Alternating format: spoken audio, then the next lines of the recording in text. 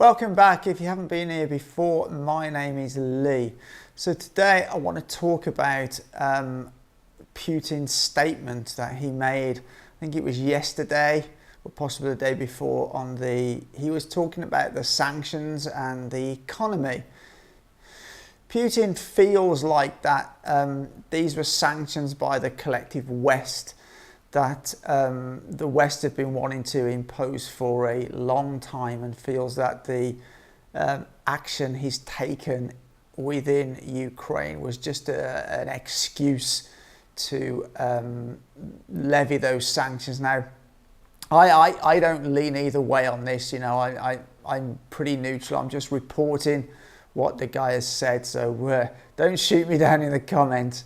Anyway, he believes the sanctions have taken sort of three prongs, and the first one of those is that the sanctioning of the central bank and the removal of certain Russian banks from the SWIFT system.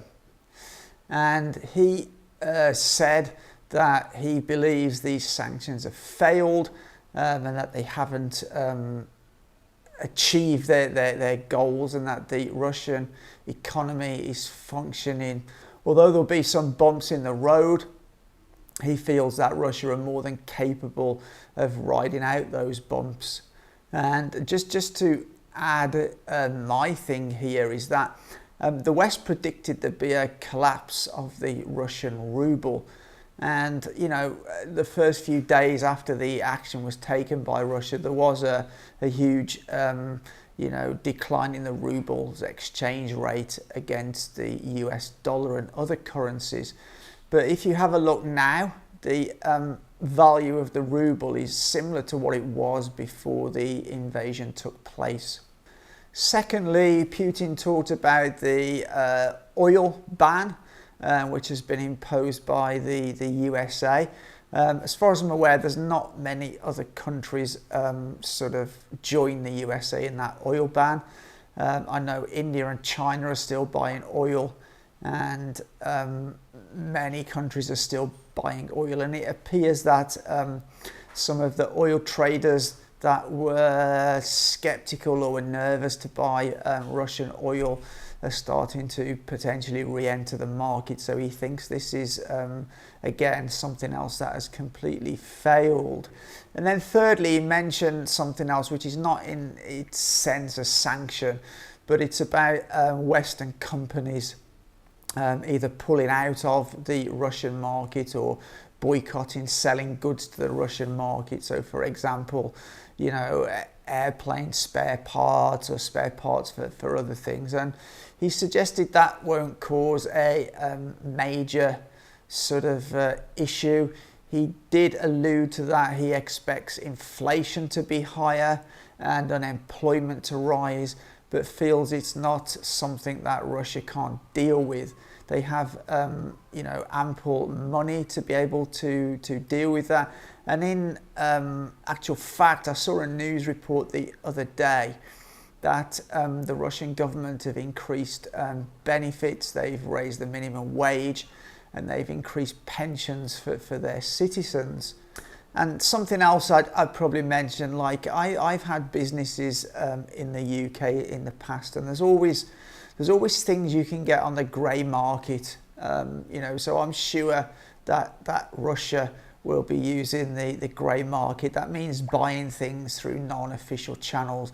There's always grey market dealers everywhere in the world, and I'm sure Russia will leverage that to obtain things it needs for its economy. And also, they've said they will put a lot of money into setting up companies to manufacture things that are no longer available to them. And they've done this before. I remember when they were cut off from cheese. I can't remember where it was from now. It might have been from Lithuania or from the former Yugoslavia. I'm not quite sure. But they set up a whole industry, and now they make all their own cheese, so they're not needed so much from outside suppliers. And he went on to say that the Russian economy is pretty stable, and that they will not need to run the printing presses to print money like some other countries that we've seen have. And I think this is down to that Russia have an extremely low level of debt. And another thing that's playing into this is that energy prices are very, very high at the moment, and Russia sells a huge amount of energy. So they will to some extent be getting a windfall from that energy. Now, the conclusion I draw from this is the EU and the US were very sure that these financial sanctions were going to destroy Russia and the Russian economy. And it's very quickly appearing that that is not going to be the case, or that doesn't seem to be the case. It's very early days, but it doesn't seem to be the case. Now, if you listen to some Western politicians, they're now telling you that, oh, this will take time.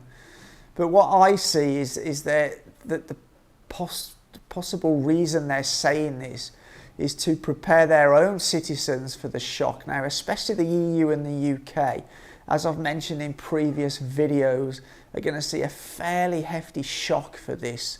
And I was listening to one energy expert talking on a Twitter space this morning, and he was saying that although the price of oil is very high, the thing to watch in the next coming months as we approach the colder seasons is gas, because there will be a worldwide shortage of gas, and the only thing that will happen is the price will increase.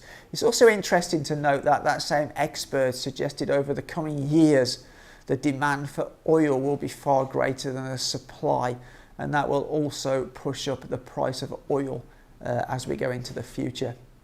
Anyway, I hope you enjoyed that video. As I say, it's just giving you an analysis of what's been said and what's going on. Anyway, if you did find it interesting, leave something in the comments down below. But as always, for now, take care.